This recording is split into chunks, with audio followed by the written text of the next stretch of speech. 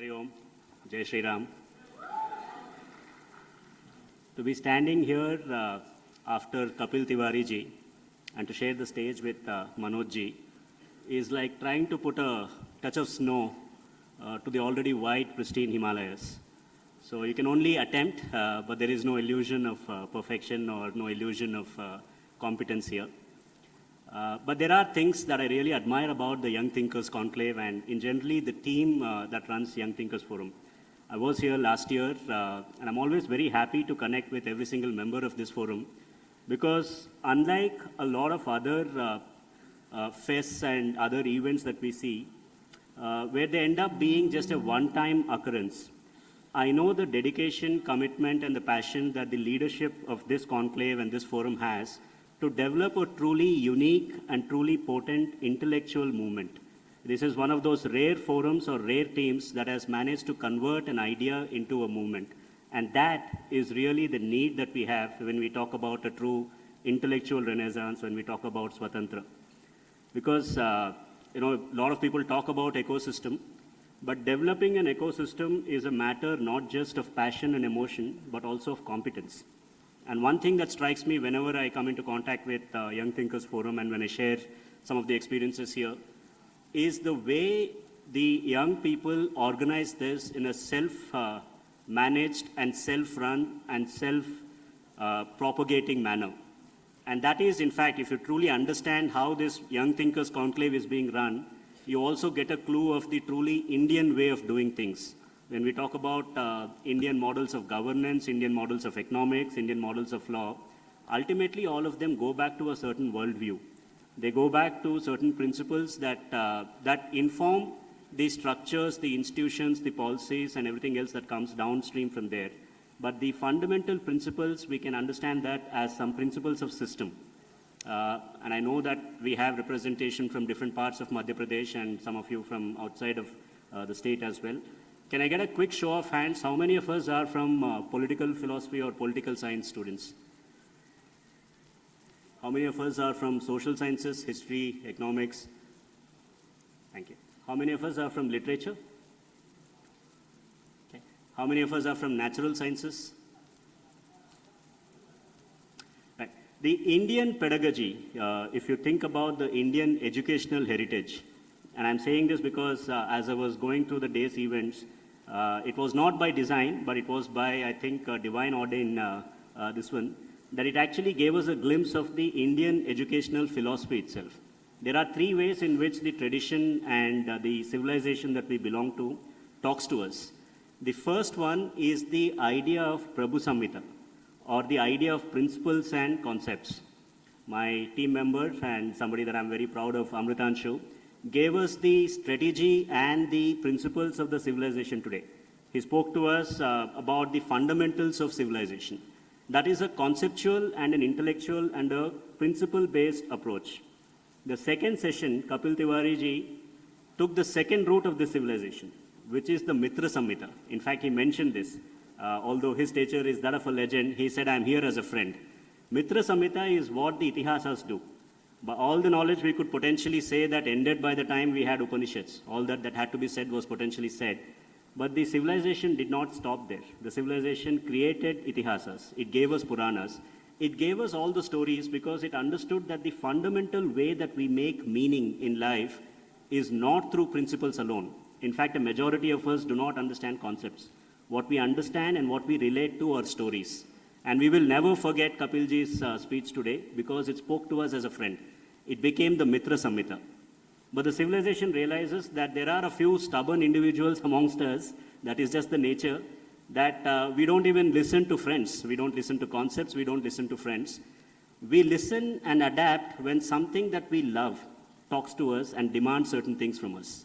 That is the Kanta Samhita, the Samhita of the performative arts.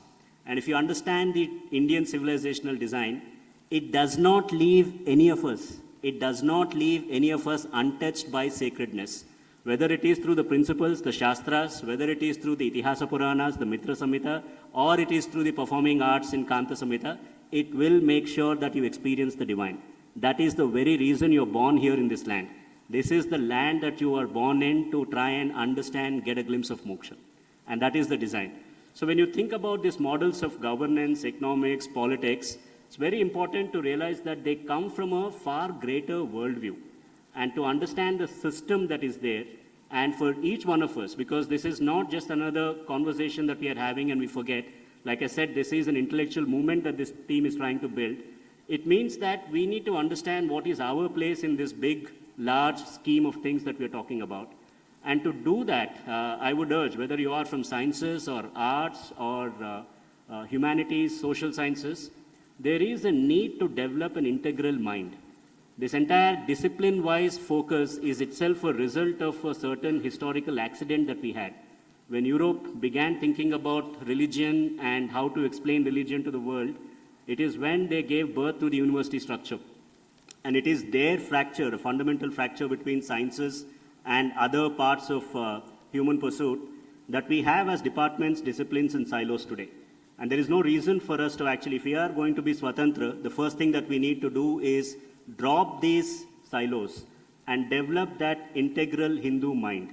The Hindu mind is a pattern-seeking, pattern-finding mind. And to understand the patterns, when Amrit spoke about Rita today, and from Rita to Krita, from understanding the rhythm to the creation, we need to understand how the system principles work and where do we intervene. Where is my position in the system? And one way to think about this is, when you think about a system, you have certain elements of a system.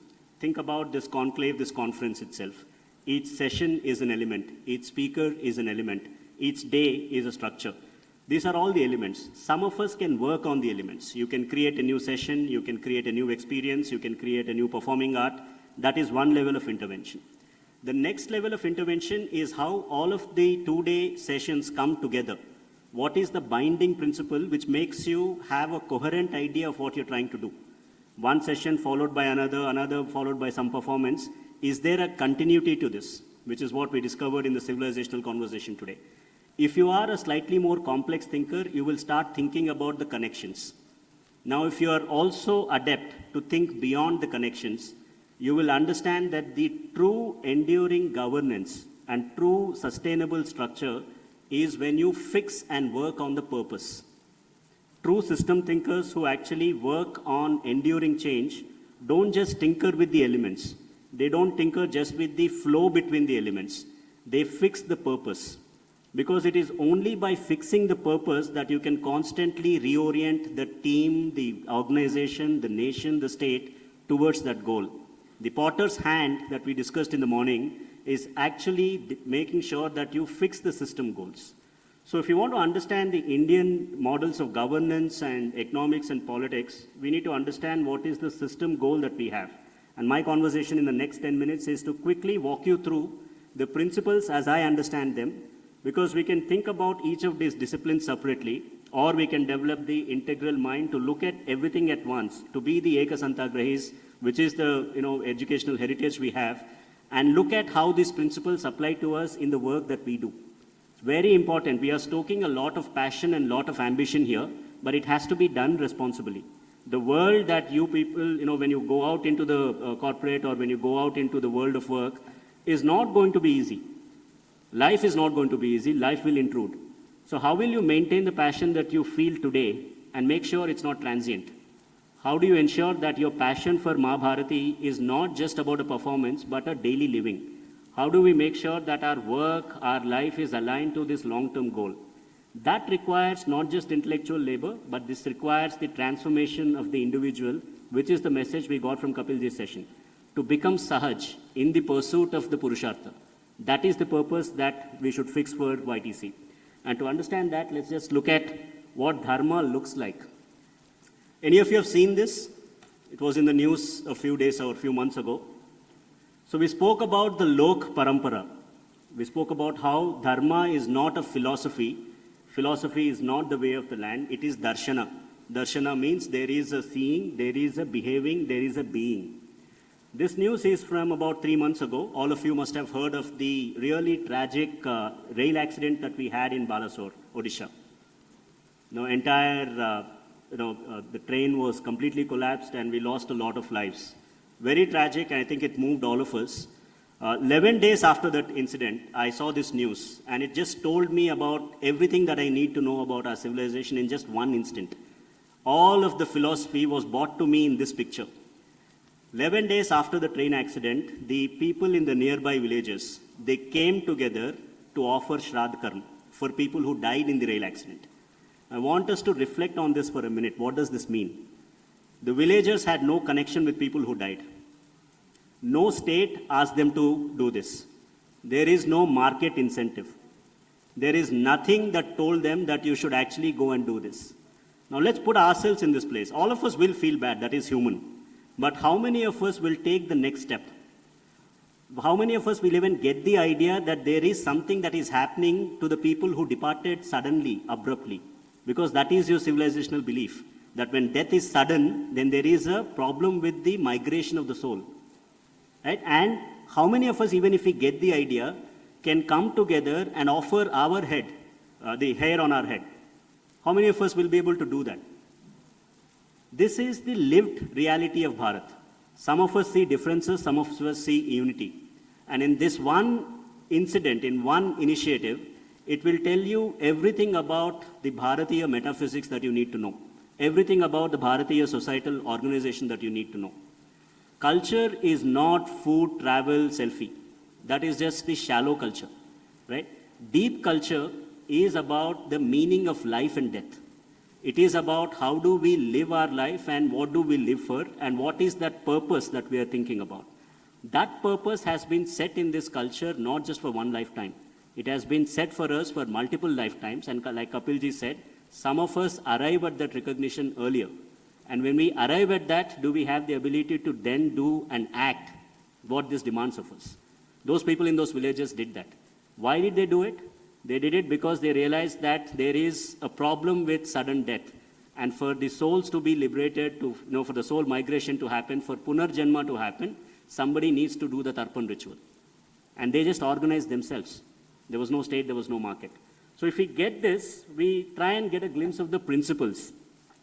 And we try and reflect on our situation today. What is really happening in the Indian economic, political, and social construct today is there have been certain axioms and certain goals set for India. We've set it ourselves, and we've also imputed certain other goals from other civilizations unto us. So liberty, equality, justice, a lot of other liberal speak is now set as the axiom, which means that whatever you do, you're trying to measure yourself on somebody else's yardstick. Your whole thinking is governed by whether or not this is sanctioned behavior. We haven't critically examined what liberty means in our philosophy. What does equality mean in our culture? What does dignity mean and look like with our desha? What is the organization for it? What is the administration for it? What is the leadership for it? So if you think about this, we have a problem here because the geopolitical, the nation state has taken precedence over the geocultural. We have always understood India as geoculture. In fact, this comes to us from a very beautiful, like I said, Kanta Samhita. It comes to us from a 10th century, 9th century, in fact, poet Rajashekara's Kavya Mimamsa. He says the Desha, or the Bharatiya Desha, and this is the way to understand Bharat. It's not through political science, it's not through economics, it is not through sciences also. It is fundamentally through the lens, the macro lens, the meta lens of culture. And he says the prince of literature married the princess of poetry. We've just seen some beautiful art here, and all of us know what happens in us when we see beautiful art. He says the prince of literature married the princess of poetry, and together they went on a walk. And as long as they could travel, wherever they traveled, that became a desha. Understand this term, desha. This is not a geopolitical entity. This is a geocultural entity.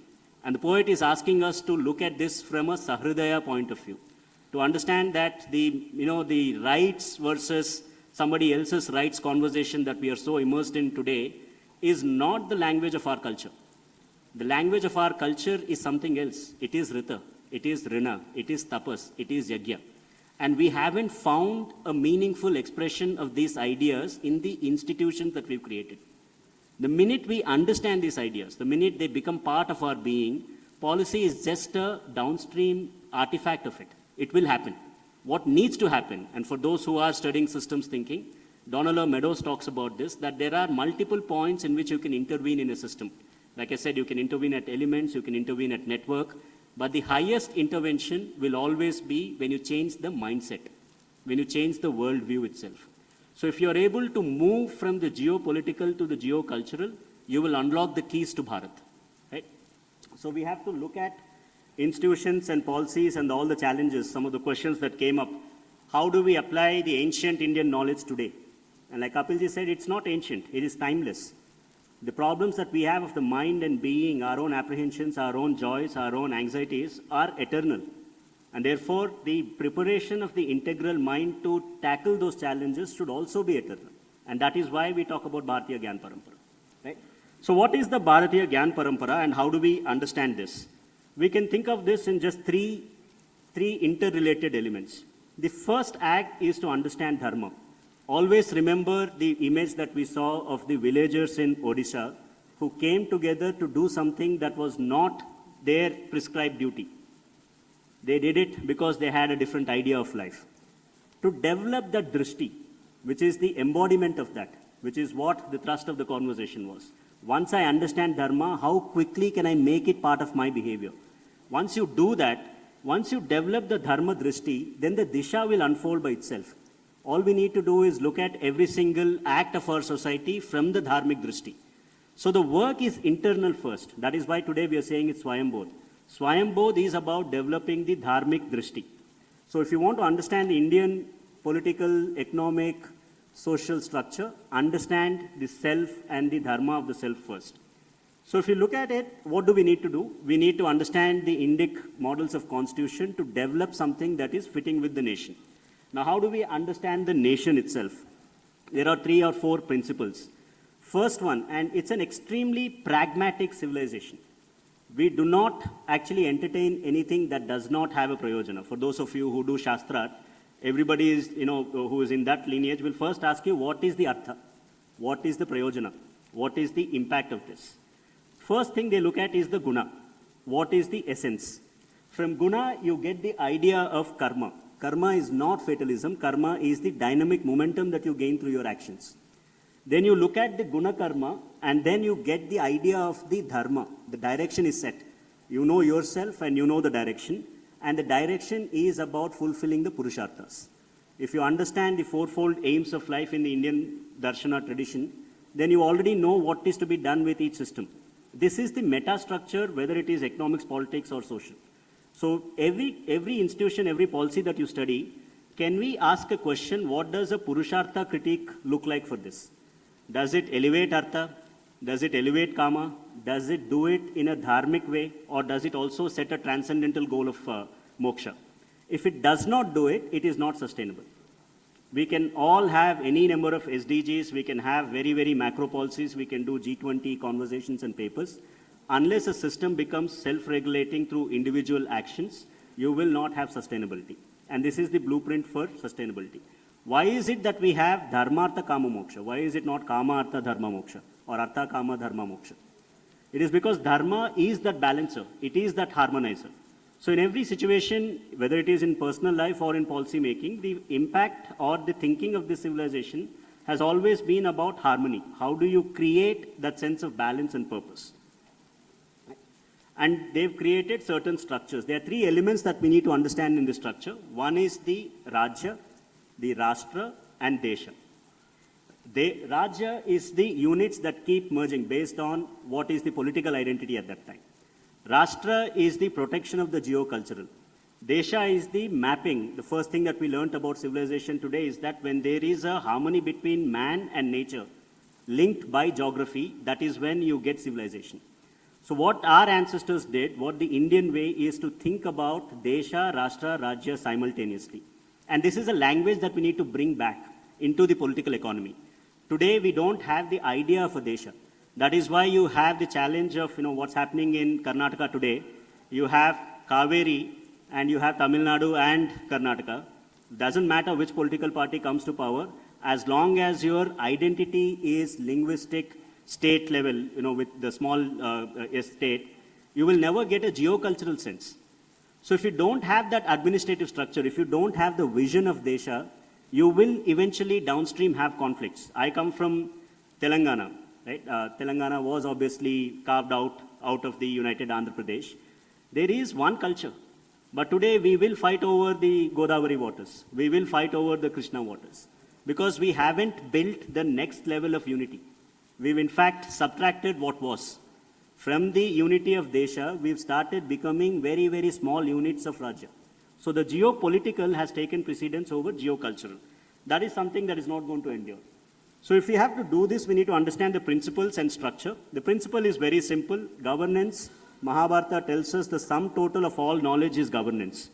Governance essentially is for Abhyudaya, right? And the attainment of 4 Purusharthas. There is a lot of intellectual work that is to be done here. All of you who are in political science, in law, the first thing, the greatest contribution your generation can make, and something that my generation should facilitate, is if we are able to reconceptualize the definition of state from a truly Indic perspective.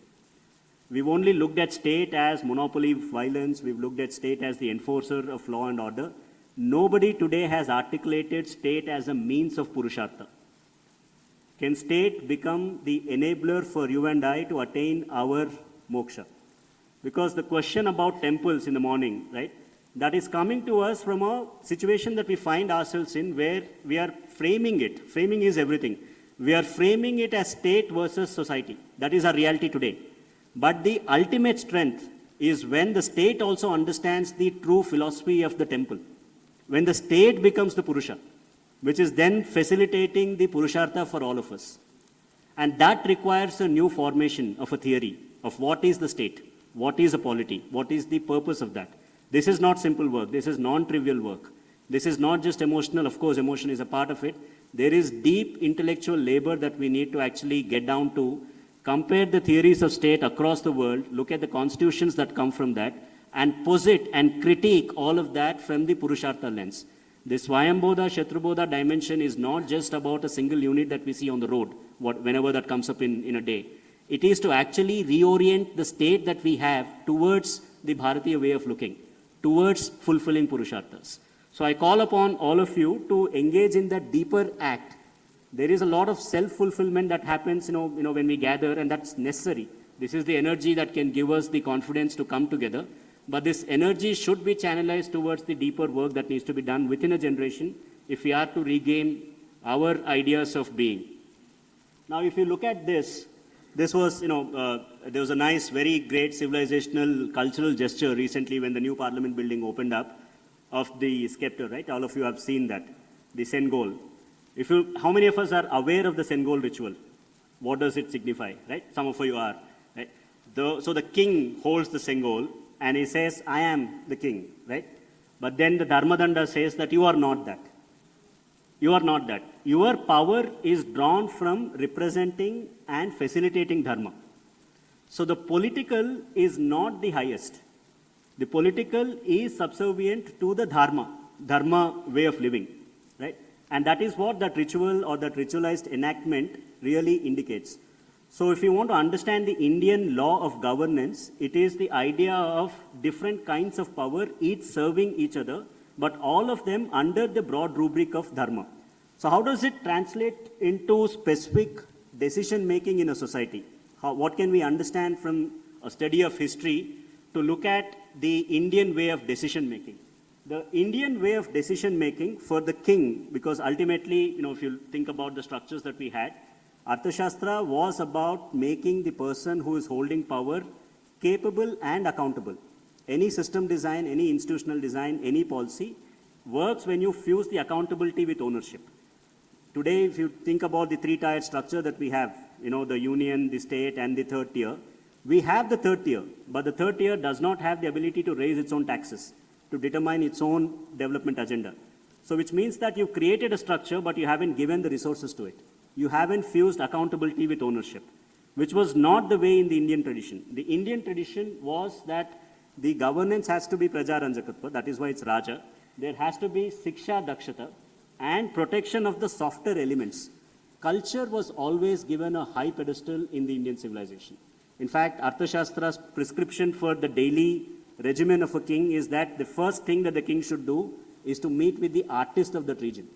The first act during the day after his morning rituals is to actually first meet with the folks of culture and art, because it is through the culture that you get the act of reality. It's not through politics. It's not through some other study of objective materiality. It is by the lived experience of what people are experiencing together that the king will know whether the people are happy or not. And that was one of the prescribed duties. So if we understand these principles, what kind of models, because this session in 20 minutes is about models, one of the models, and it does not mean that we can recreate this model. We have a certain global economic logic today. And there is a deep work required to be done on challenging the extractive economic logic that goes as capitalism today or that goes as globalization today. In fact, if you study what we call the economic system, you would see that the entire edifice is built only for one purpose. It is to build wealth supremacy. In our parlance, if you look at the Purushartha way, that will be the Artha Sarvopari design. Because the fiduciary duty of your corporate structures, the fiduciary duty of the political leaders, the fiduciary duty of your regulators is to protect profits. It is not to generate Purushartha. So we have a lot of work to challenge that, but we have some systems and models that we can think about. The Jajamani system in the Indian traditional village models, if you look at it, we had the idea of Ahar ki Suraksha and Kam ka Gaurav.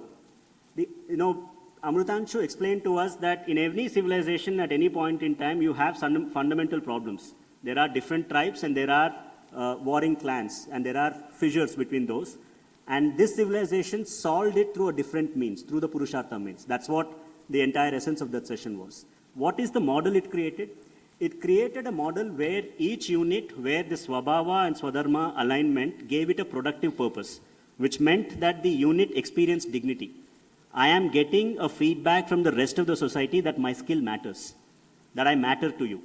And then it created interdependencies at higher levels. At a smaller unit, it made sure that you had a direct link between what you are personally and what you can exercise and offer to the society. And at a higher level, it made sure that whatever you're offering as one entity is something that is needed by the other system. If you study the Jajamani system deeply, it is a design for dignity.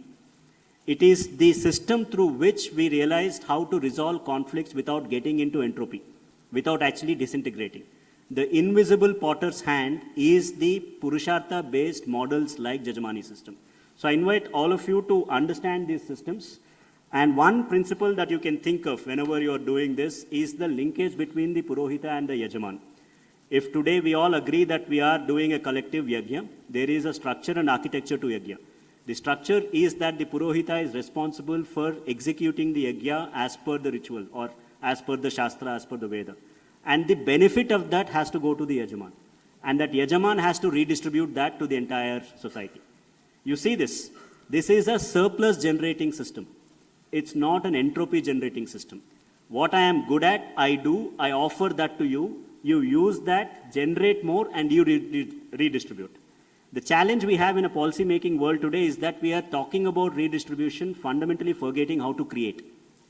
Your social justice politics today will not be able to sustain simply because you are not finding ways to create.